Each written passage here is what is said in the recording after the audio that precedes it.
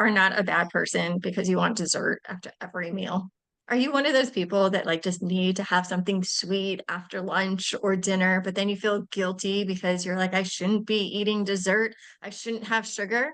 Well, I'm here to tell you, you're not bad. It's not right or wrong. And it's totally normal and okay to want dessert after every meal.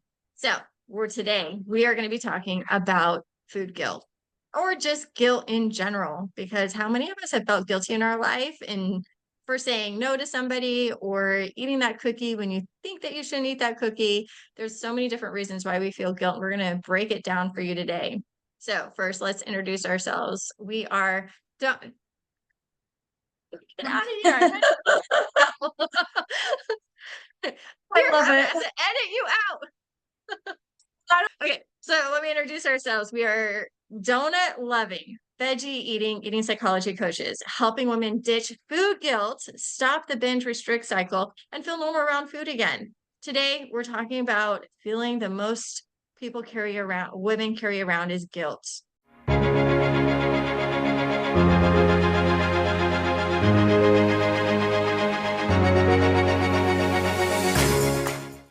You know what? We love health. We are health conscious women too, and yet we can have a really healthy relationship with food. But let's dive in a little bit of talk about guilt. Oh my gosh, I've been like really reading up on like what guilt is. Guilt is an emotion. It's only an emotion, right? It's something if we feel like we are going against our moral beliefs, we begin to feel guilty about it.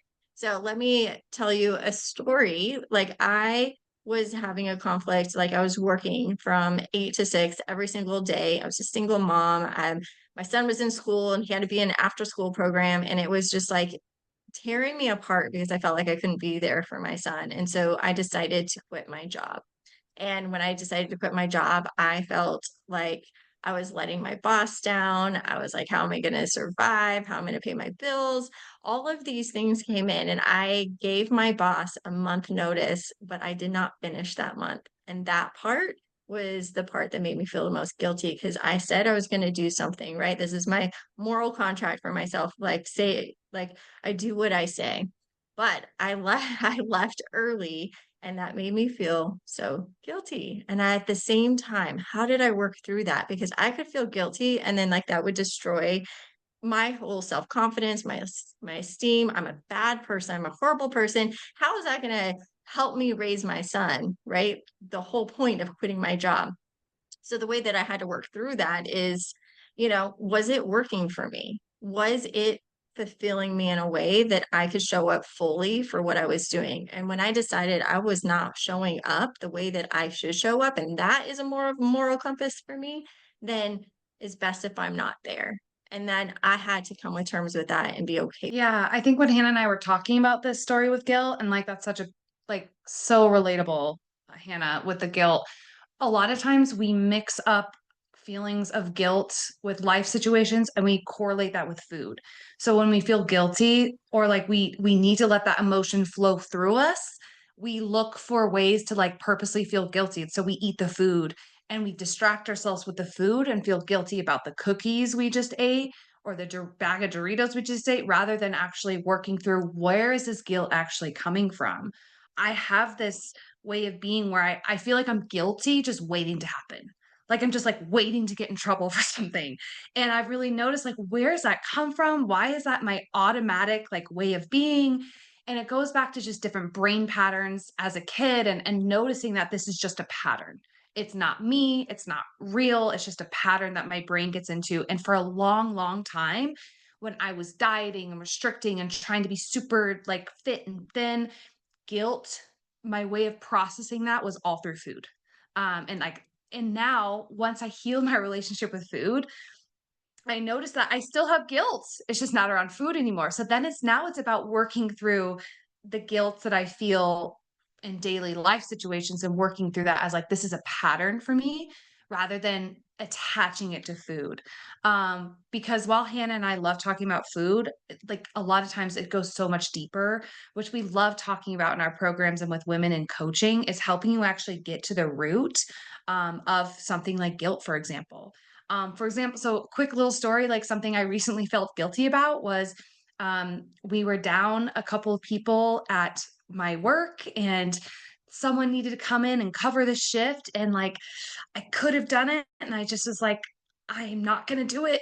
And I felt guilty because I was like, I want to be able to help. I want everyone to like me.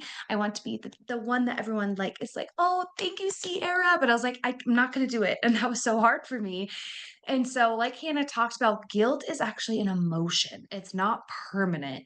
And it when you allow yourself to feel the guilt and talk about it, it actually you can move through it. So, let's quickly talk about our first point, which is why guilt shows up around food. Um, and there's three core reasons. The first one is we moralize food, right? So we say, I'm good for eating this salad and I'm bad for eating these cookies. So when we moralize food, it immediately like it triggers that guilt response. Second thing is perfectionism and people pleasing. I want everyone to like me. Okay. I'm so guilty of that. We think if we eat bad, that we are bad. Like I don't have self control. I used to tell myself all the time, I mess up. I'm such a mess up. It was stronger words than that, but like I'm a screw up, right? I would attach not being able to stick to my diet plan with my worth as a person. Like I'm just not a good person. And that's where guilt is it's totally attached to that. And then the third thing is old beliefs and external validation, right? A lot of this, like I was talking about those brain patterns, it's rooted in childhood, it's rooted in our culture, dieting rules. Again, like needing that constant external validation is why like guilt will show up with food. I mean, a lot of it is like what we've learned, right? Like the belief system that we are brought into will make us feel guilty because we're feeling like we're doing something wrong. Like, I love how you're like, you're just waiting to be like, you feel guilty all the time. Like, wait, I did something wrong. Like, I kind of feel the same way too, which is really funny. So let's talk about what is guilt actually telling you. So, guilt can be a mask for discomfort, shame, or even a fear of judgment. Think about like when we think food is we moralize food either being good or bad.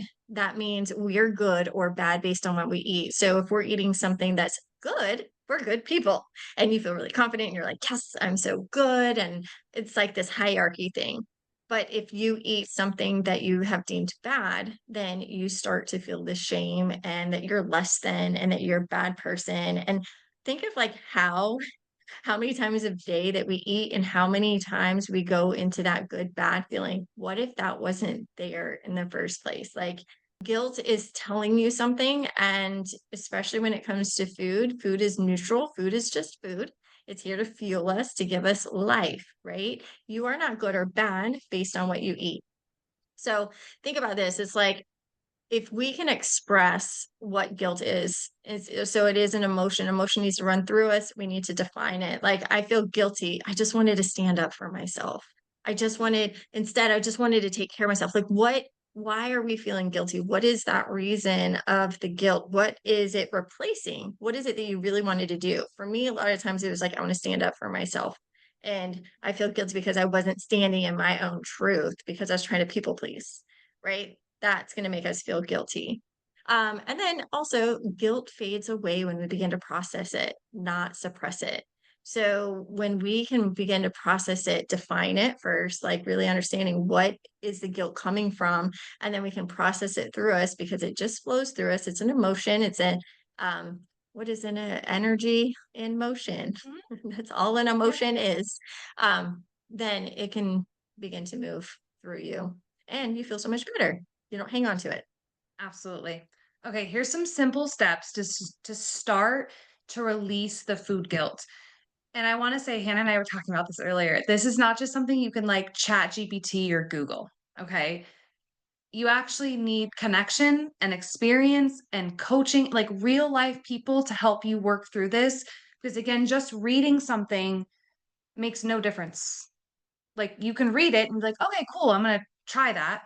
But then there's not accountability, there's not check-ins, there's not that real human connection that comes with our programs, coaching, just being in community with other women and talking about this openly because I think it's so taboo that when we talk about food. So here's some simple steps to start to just release the food guilt and kind of journal these out and see where you're at. First of all, number one is naming the guilt and acknowledging it. I feel guilty because, and then like, where's that coming from? Where is it because you ate the cookie? Is that really what's going on with the guilt? And then why is that happening? Right. And then the reframe, the second step is, what am I afraid that this means about me? Like how I was talking about earlier, when I felt guilty for eating all the cookies, I would be like, I am a screw up. I'm not good. I have no willpower. I am worthless. That's really what I got down to the root was like, I felt worthless unless I was a certain size. Um, and then the third step is to practice neutrality. So one meal, one giant bag of cookies, one binge, whatever it is, doesn't define your worth. It actually doesn't mean anything about you. Binging, overeating, those are all symptoms of dysregulation in your nervous system, and it's not wrong and it's not you. And you're not stuck this way.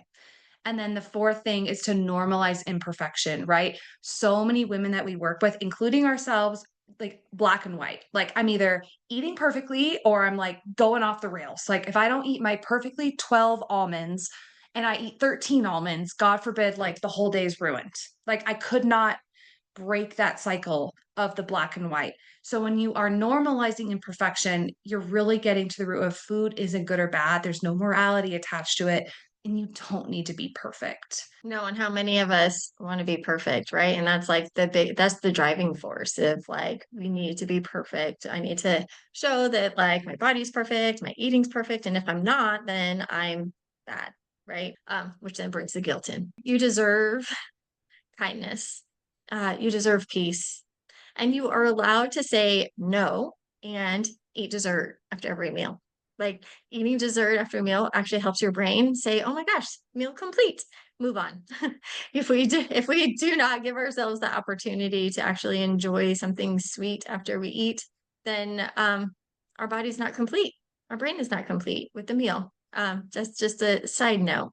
So we wanted to let you know that our doors are open for eating, empowered eating in our circle. If you are interested in diving in a little bit deeper of like what's causing you to feel guilty with food or what's causing your obsession with food and you feel out of control, we are here to help you find that not perfect balance, just a balance where you can eat healthy and eat brownies. It's totally fine to be able to have both in your life and to feel good about it. So we are just here to help you find that balance with your relationship with food. So if you are interested, just comment below and we will send you details. Bye.